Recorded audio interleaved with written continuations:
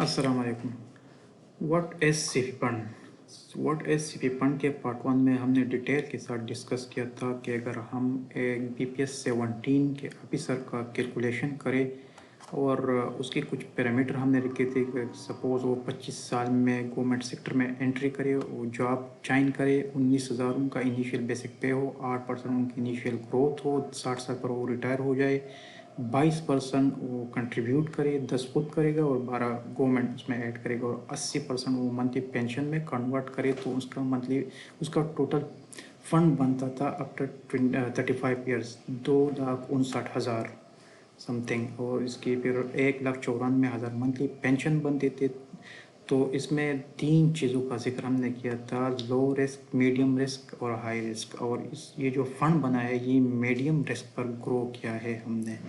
तो ये एक्चुअली है क्या, बाकी तो पैरामीटर समझ में आ रही है कि सर्विस 35 ईयर्स हो, बेसिक पे 19,000 से शुरू हो, 8% उसमें ईयरली ग्रोथ हो, और ये जो है 60 ईयर पर उसका रिटायरमेंट हो, 22 ईयर टोटल कंट्रीब्यूशन हो, 10 उनका और 12 गवर्नमेंट का, 80% मंथली पेंशन में कन्वर्जन हो। लेकिन ये तीन चीज़ें क्या है, सीनियरियो 1, सीनियरियो 2 और scenario 3, low risk, medium risk और हाई रिस्क।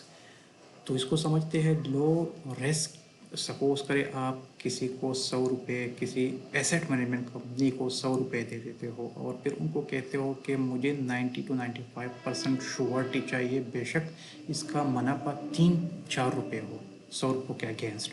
तो ये आपका लो रिस्क फंड होगा और लो रिस्क में वो इसको इन्वेस्ट करेंगे आपके पैसों को।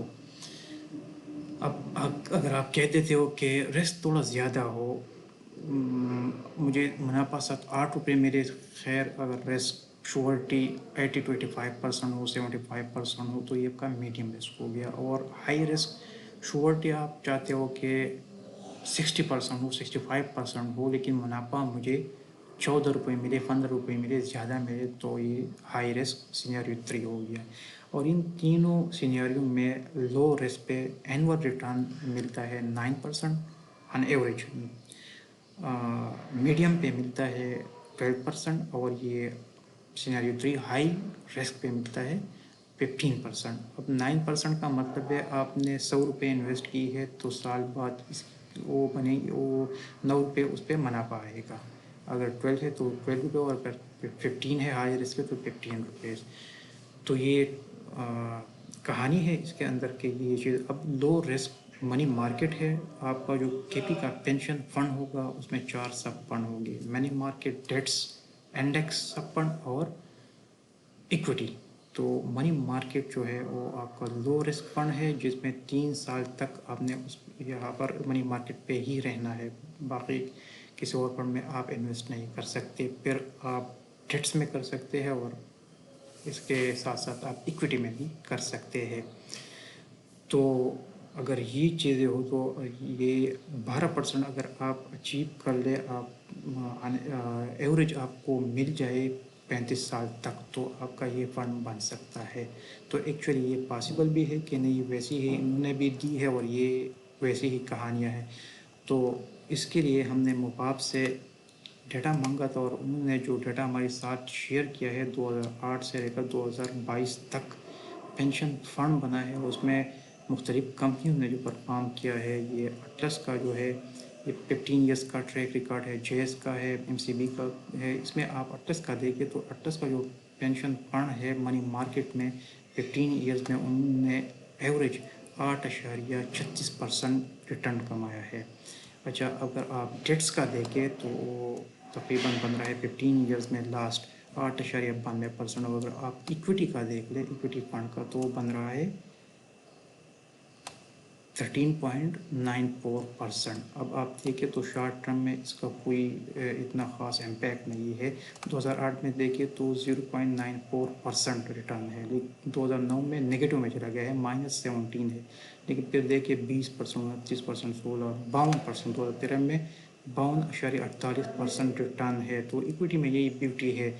साल पहले इंडेक्स 48,000 था, आज 40,000 है। जैसे ही गवर्नमेंट मीशत थोड़े अच्छे होते हैं तो इसमें बहुत बड़ी जंप्स आते हैं। तो लॉन्ग टर्म में आप दुनिया का देख ले तो इसका रिटर्न बहुत ज़्यादा अच्छे होते हैं। तो अब अगर आप इन तीनों को मिला दें तो ये 11-12% ही एवरेज आपको दे देते हैं। और आपके के पेंशन फंड में ये 3 सब फंड्स होंगे। यहाँ पर आपने एलोकेशंस करने हैं, स्कीम्स एलोकेशन के मैंने इतना मनी मार्केट में रखना है, इतना परसेंट डेट्स में रखनी है अपने पैसों के, और इतने परसेंट मैंने इक्विटी में रखने हैं। इन सब के फिर आप एवरेज कर लोगे तो ये वही 11-12% बनते हैं, जो 11-12% से ये फंड जनरेट हुआ है, ये जो बना है।